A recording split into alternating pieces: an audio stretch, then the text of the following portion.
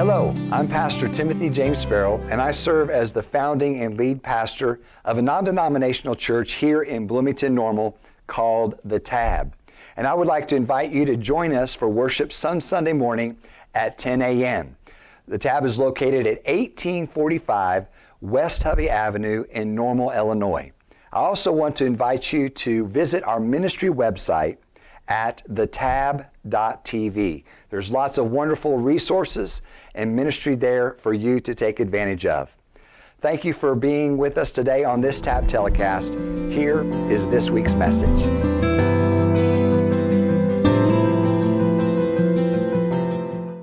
First thing I want to say, happy Father's Day to all the fathers out there. I wish my father was here. He's up in heaven, but I'm just, again, thank all the fathers out there. I just want to happy Father's Day. Now, I used to work at State Farm, and I worked in the auto claims department, and my job title was a claims specialist. And my job was to make decisions on liability or denials if we was going to repair or only partially repair your vehicle. That was part of my job. Now, part of my job was making liability decisions, and when I made liability decisions, it said 2 cars that was in an accident, involved in the accident. Let me give you a good example. Say if there was 2 cars heading in the same direction, one in front and one behind, and they were stopped. And just say the vehicle was in front, all of a sudden put their vehicle in reverse, and they backed into the vehicle that was behind.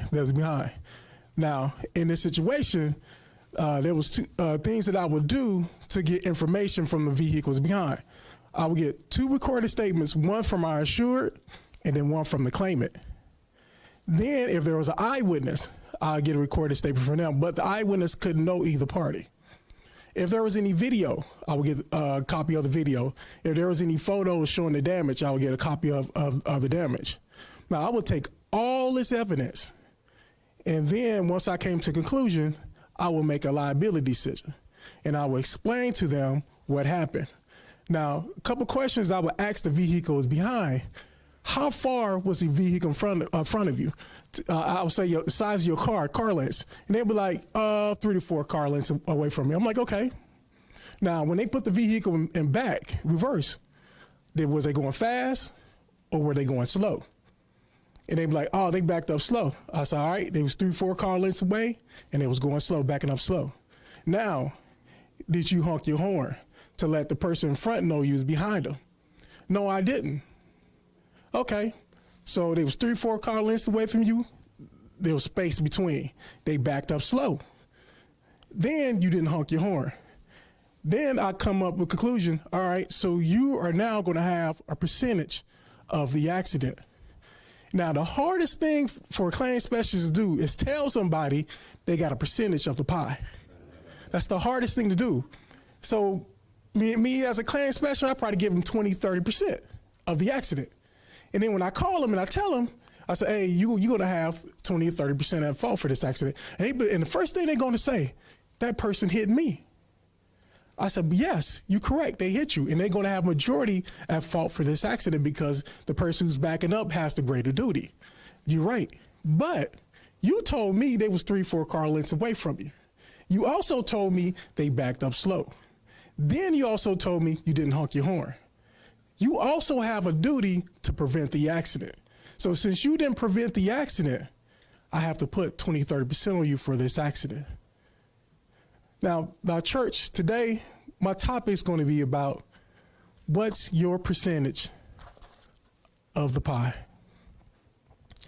God, I just want to thank you for today. And again, thank you for allowing all the fathers who are here. And then also happy Father's Day. And God, just watch over our pastor and who's over in Israel right now and just visiting the Holy Land.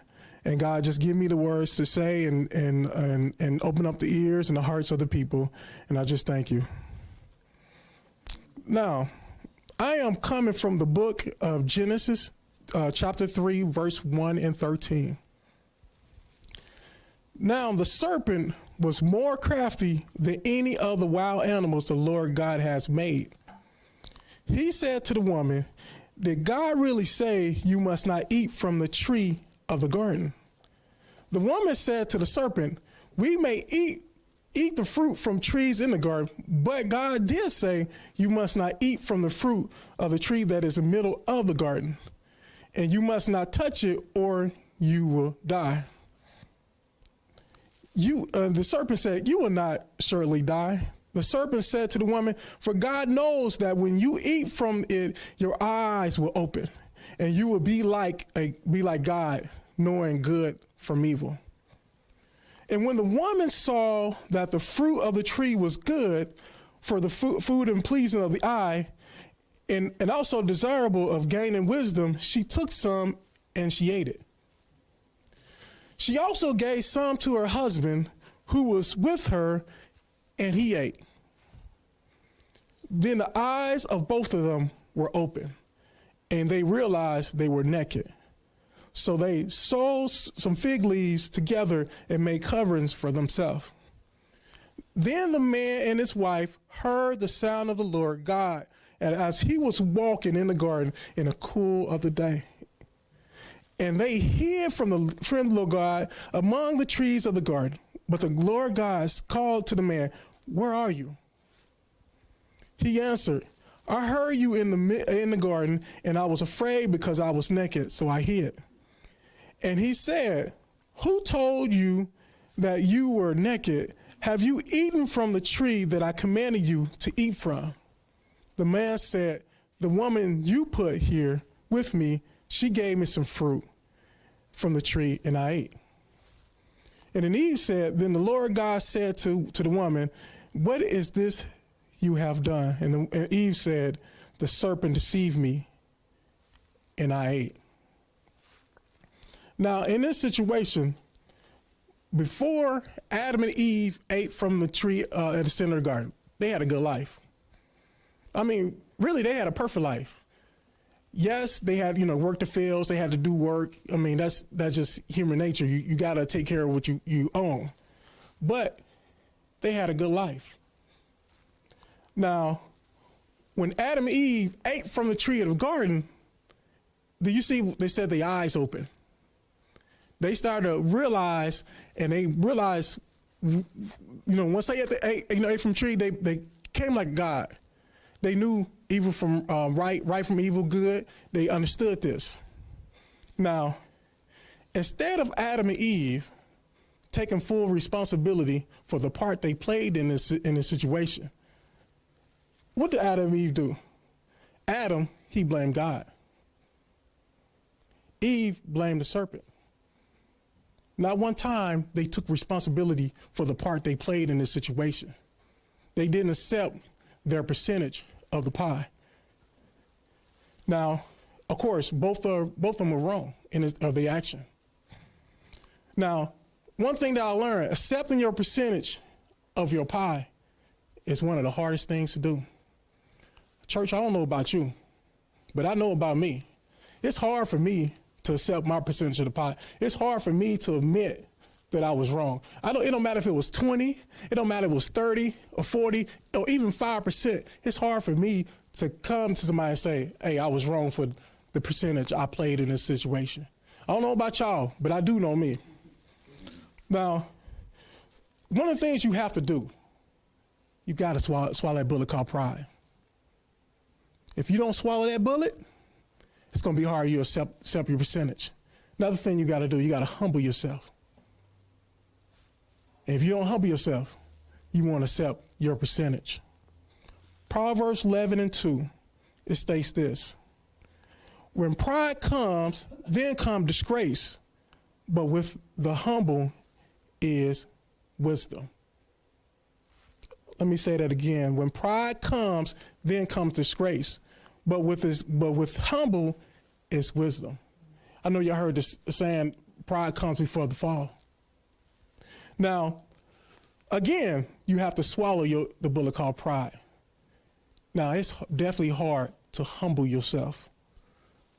It's hard to sit there and say, hey, I have a percentage in the pie.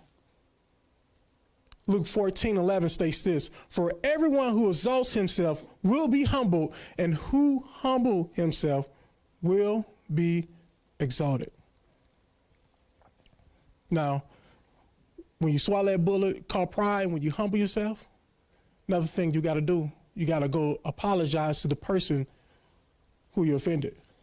Even if that person was majority at fault for this, for what happened in the situation, you still got to go to them and say, hey, for this part right here, I'm sorry. Let me give you an example. Say if it was a married couple. One spouse started the situation. One spouse started the argument, and the other spouse didn't say the other spouse didn't do what they were supposed to do. All right, let me change this up for a married couple. Say if the man started the argument. Say if the man did something stupid and the wife was mad. So the man, he started the situation, right? Instead of the wife diffusing the situation, she decided to put wood on the fire. All right, I know y'all, like a bonfire. Like you have a bonfire, and one thing I have watched my wife do this time and time again. She's good at making bonfires. She'll take little twigs, she'll put them up like in a pyramid, and then she'll put paper in between the twigs, and she'll set each paper on fire, and all of a sudden the fire will happen. But one thing about little twigs, they only burn for so long. Then you have to go get a bigger log and put it on top of the twigs. The more logs, bigger logs you put on it, the longer the fire lasts. And if you want to last for a long time, you got to put a bigger log on it. Now, again, the husband started the fight. The husband did something stupid. But the wife, instead of diffusing the situation, she decided to keep adding wood to the fire. Now you got a situation. You got the husband who's mad. Now you got a wife who's mad, and they going at each other. Instead of looking at this situation, now the husband, he was wrong. Now the wife is wrong also. Yes, the husband has majority of the percentage of the pie. I agree with you on that. But the wife didn't diffuse the situation. She kept antagonizing and doing stuff to make the situation go longer. Now, Matthew 5:23-24 states this. Therefore, if you are offering your gift at the altar, and there remember that your brother or sisters has something against you, leave your gift there in front of the altar. First go and be reconciled to them, and then come offer your gift. I don't know how many times I had to go to Janelle and said, I'm sorry. I don't know how many times I had to humble myself, swallow that bullet called pride, and go to her and say, hey, for this, I'm sorry. I was wrong for that. Even if Janelle was in a majority of fault, it's hard for me to go and say, for this part right here, I'm sorry. Now, in this situation, one thing you got to realize, it's much easier to blame other people for what happened. I don't know about you. I don't know how many times I blamed somebody for the circumstances I was in. It's much easier to blame others and say they are at fault for this. I don't have any skin in the game. Now, let's go back and look at Genesis 1:12-3. The man said, and that's Adam, the woman you put here with me, she gave me some fruit from the tree and I ate. Did y'all see that? Adam said, the woman you put here with me gave me some fruit from the tree and I ate. Adam is blaming God.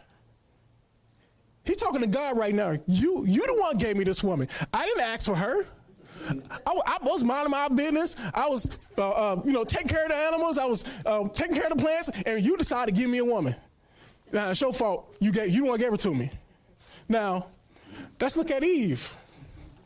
Then the Lord God said to the woman, he's talking to Eve, what is this you have done? And the woman said, the serpent deceived me, and I ate.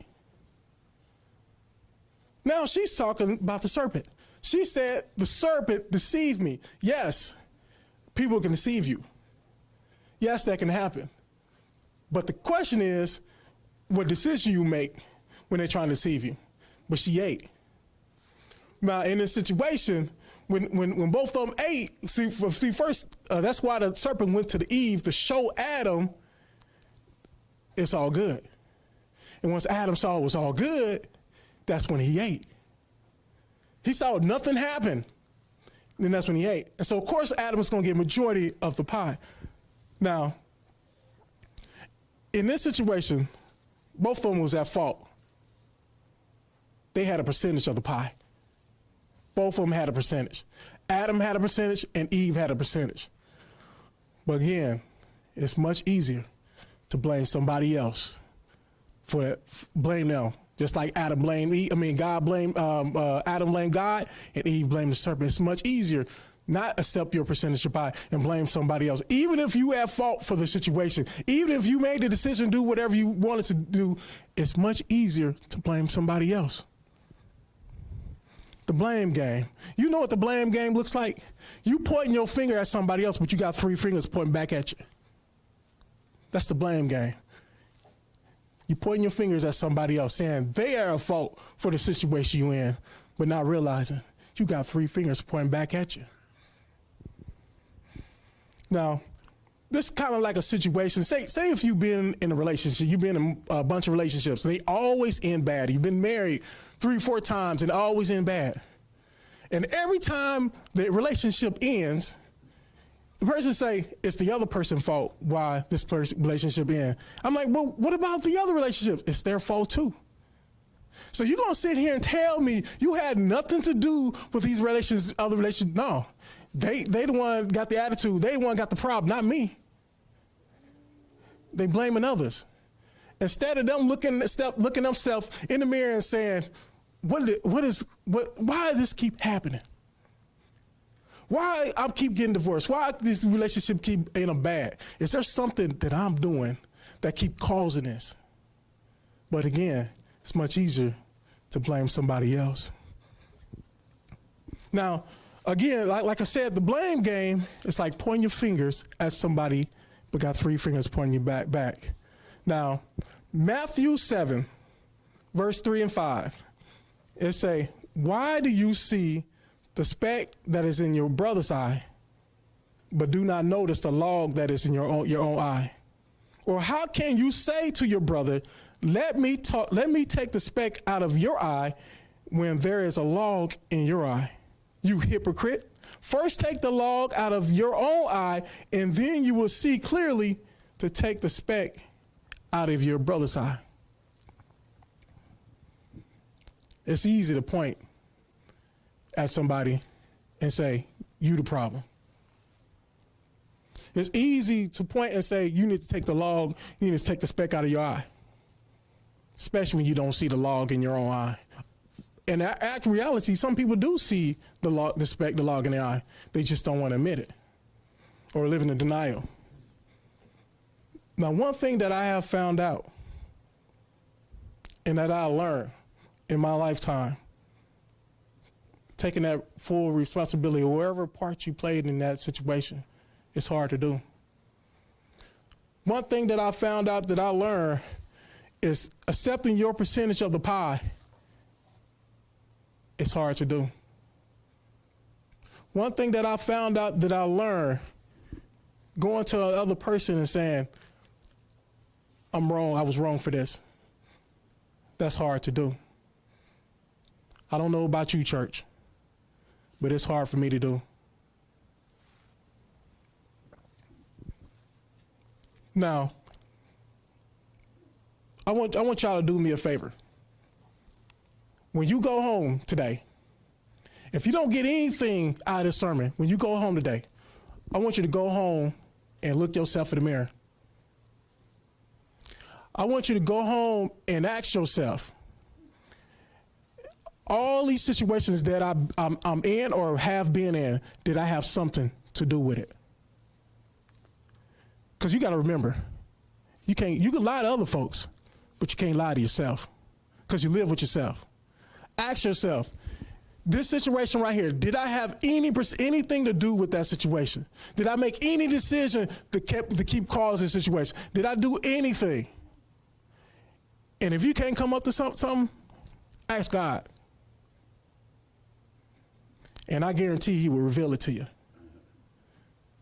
You might not like what he revealed. You might live in denial. I don't know how many times I lived in denial. But God will reveal it to you. And he will say, this little part right there, it don't matter if it's 5%. That little 5% kept causing the situation. If you didn't do that 5%, it'd have been ended. So do me a favor. Go home and truly look yourself in the mirror and ask yourself, all these things that happened to me, did I have something to do with it? Do I have any skin in the game? Now, let's talk about decision making. It don't matter if it's a good, it doesn't matter if it's a good or a bad decision. Every action is going to be a reaction. When I used to coach and train athletes, and I used to always tell them, every action is a reaction. Let me give you an example. Say if that wall was right there was a brick wall, and I decided to go over there and hit the wall as hard as I can with my fist. The action is I'm punching the wall. You know what the reaction going to be? That wall going to be punching right back into me. How much force I put into that wall, it's going to be forced back into me. So every action is a reaction. So if you decide to make a good decision, it's going to be a good reaction. You decide to make a bad decision, it's going to be a bad reaction.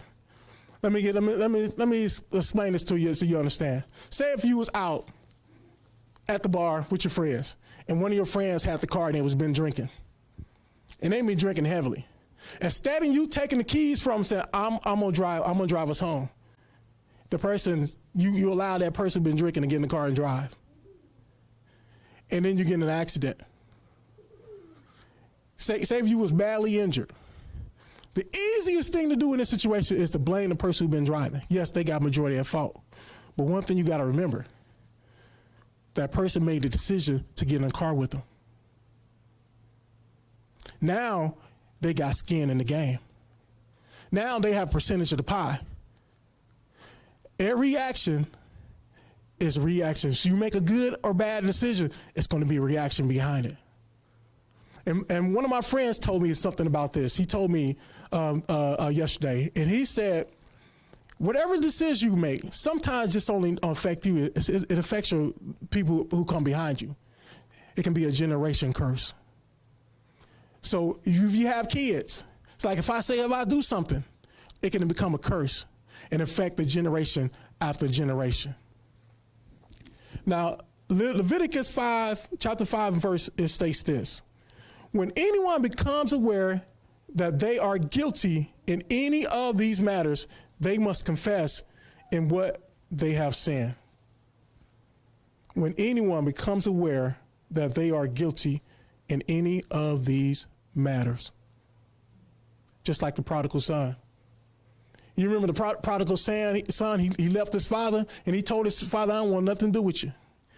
Had all kind of money. He went and left and spent all this money.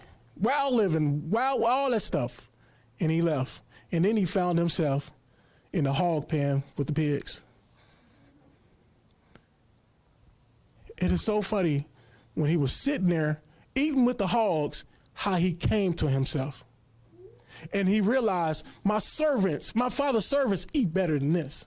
He came to himself. He became aware that he was guilty.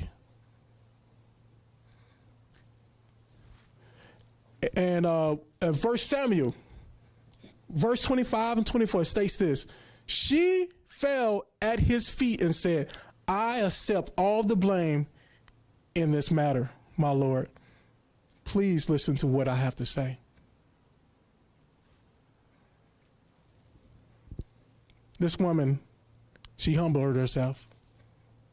This woman accept the bullet called pride. She humbled herself and she fell to his feet and she said, I accept all the blame in this matter. She didn't point the finger at nobody else. She didn't blame anybody else. She didn't say somebody else was at fault. She said, I accept all the blame. Sometimes I can hear my kids upstairs arguing, going at each other. To two older daughters, they're going at each other. And I'm like, in a few minutes, they're going to be down here coming saying, blaming each other for what happened.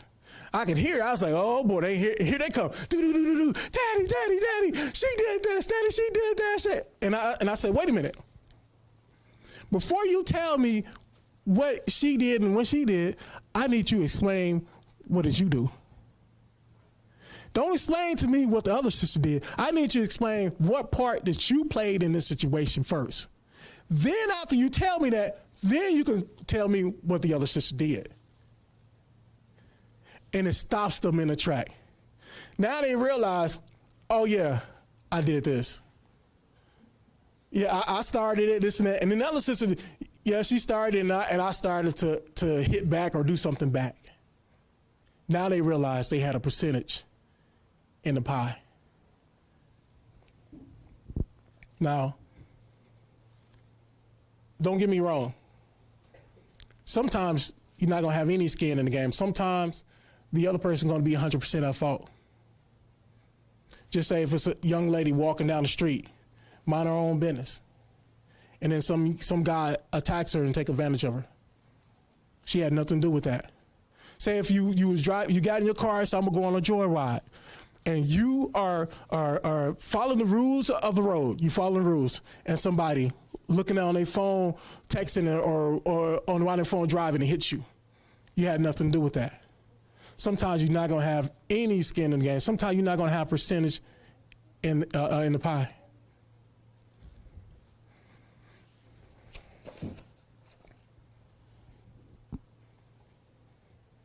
Now this is a hard part. Even if you have a percentage in the pie, sometimes other folks is going to blame you for everything. Even if it was two people and you had a percentage of the pie, sometimes other people is going to say, no, you 100% at wrong for this situation. Let me read John 8, verse 1 and 11. But Jesus went to the Mount of Olives. And at dawn, he appeared again in the temple of courts, where all the people gathered around him. He sat down to teach them. The teachers of the law and the Pharisees brought in this woman. They caught her in adultery. They made her stand before the group, and they said this to Jesus, "Teacher, this woman was caught in the act of adultery. In the law of Moses commanded us to stone such woman.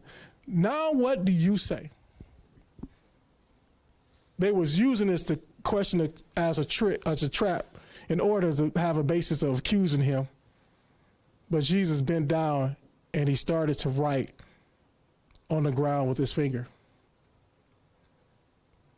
And when they kept on questioning him, he straightened up and he said to them, "Let any one of you who is without sin be the first to throw the first stone at her."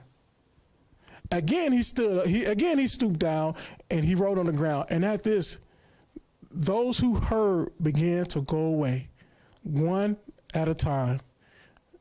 Older ones first, until only Jesus and the lady was left.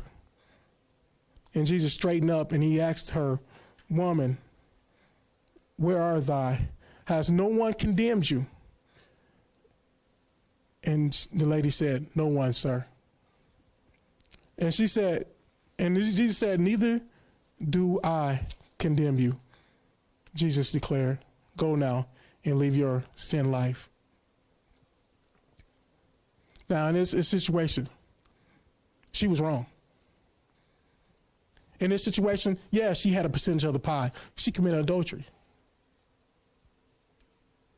She did a wrong act, yes. But the problem I have in this situation, where's the man at? Why they only brought her? Why they didn't bring him? They only brought her, but didn't bring him. She was wrong for what she done. And last time I checked, it takes two to tangle. Last time I checked. But they only brought her. They was condemning her. In the book Law of Moses, they was correct. She was supposed to be stoned.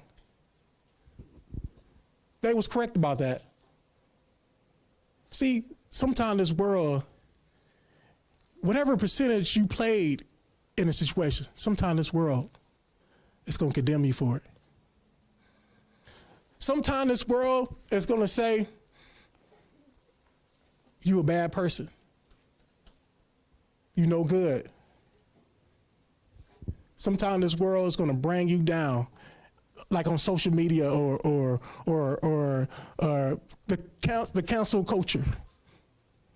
And you can play it a small percentage, but they make your percentage bigger than the others.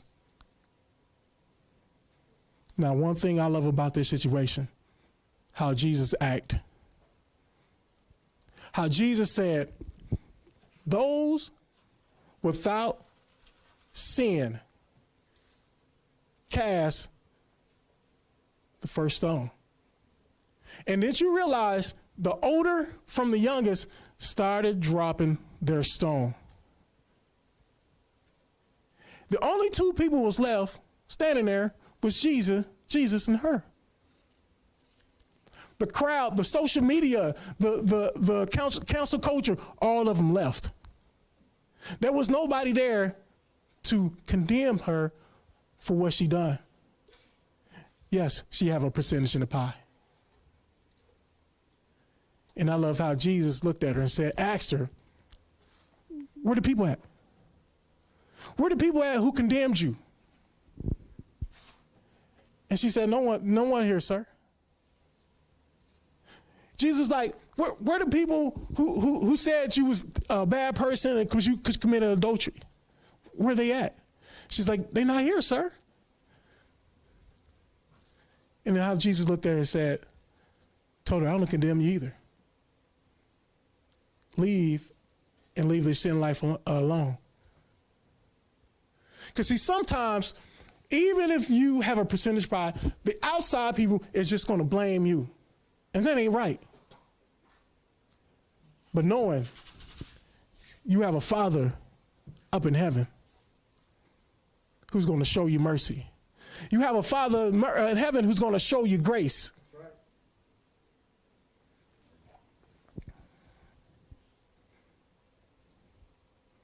Now, church,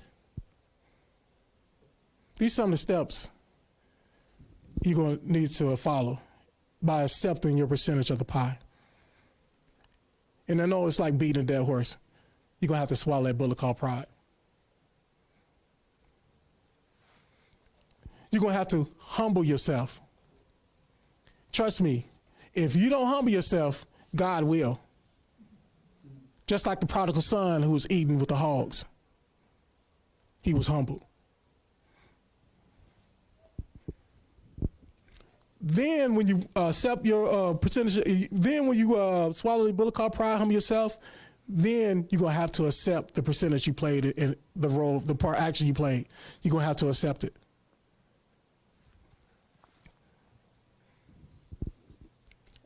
Then you got to confess. You can't accept unless you're going to confess it. Then whoever you did the person offense, you got to go and ask for forgiveness.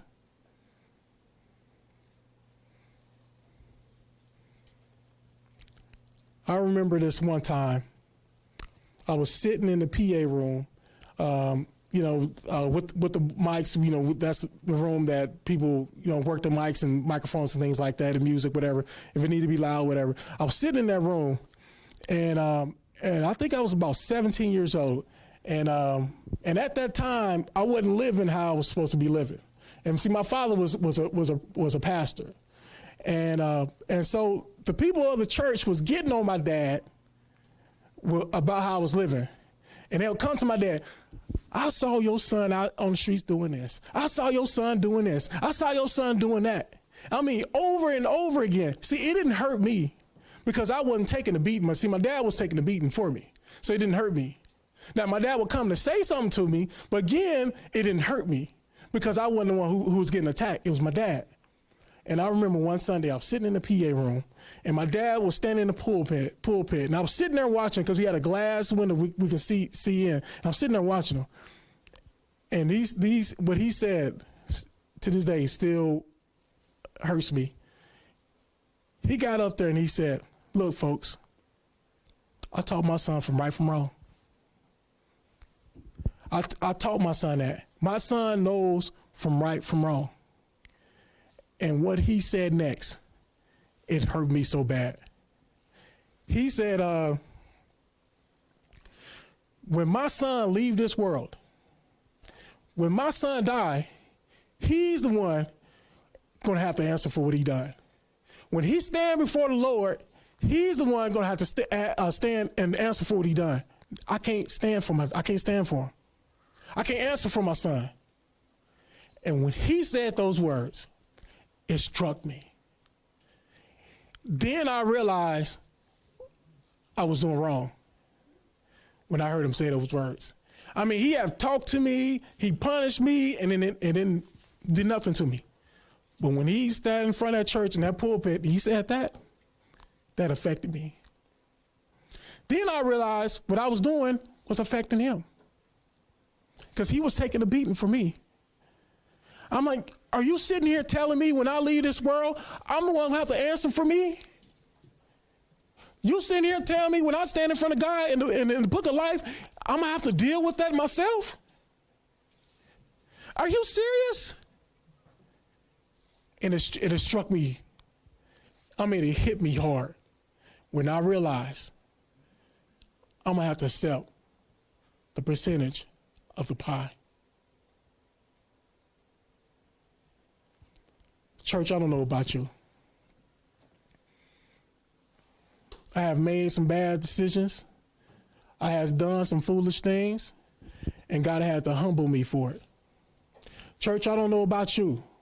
I have done some things that we disgrace.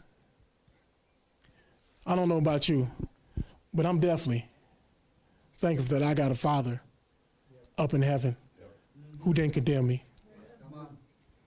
I don't know about you. I'm glad I got a Father just like the lady when they said cast the first stones, they dropped the stones.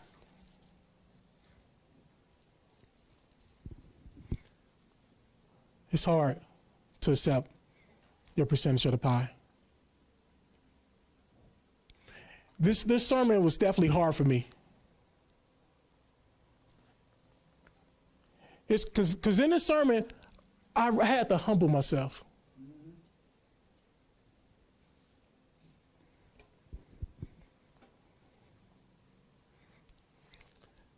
When y'all go home, do me a favor.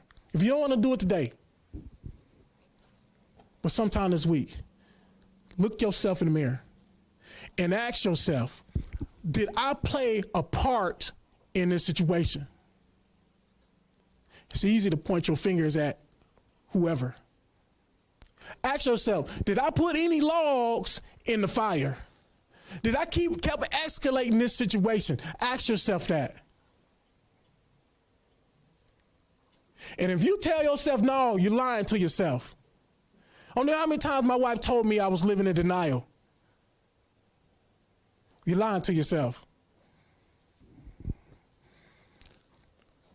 Again, accept your percentage of the pie.